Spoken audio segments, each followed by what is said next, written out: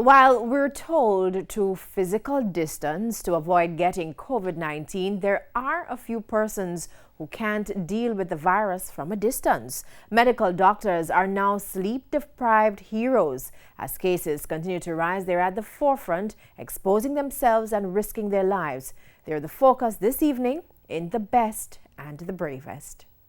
With more than 8,000 confirmed cases of COVID-19 in the island and over 200 deaths from the virus, physicians face unprecedented challenges in their efforts to keep us safe. On March 9, the first positive case arrived at the University Hospital of the West Indies, UHWI, and the doctors headed blind into a battle. We didn't know what it was. Some persons were like, they don't want to work with COVID, or because they're scared that they contract the virus, and because we don't know much about the virus, you don't know if you caught it, you'll die or you'll have long-term complications from the virus. The mental part is what I think the staff had to deal with the most. The anxiety, the fear of the unknown. You go, you see an isolated patient.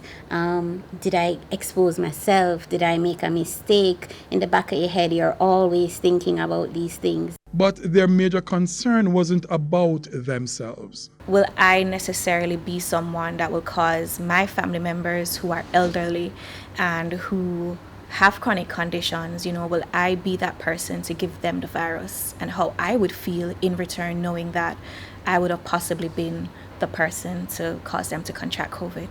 I've actually been staying away from my family back in St. Mary, most of them, and that's because I really don't want to, feel guilty that I might expose them, unknowingly. Despite these concerns, they knew they had to respond when called on.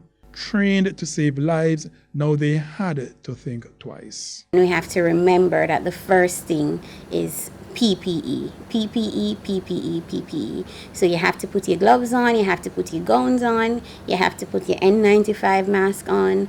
So it takes a little bit more time, and it takes a little more adjusting.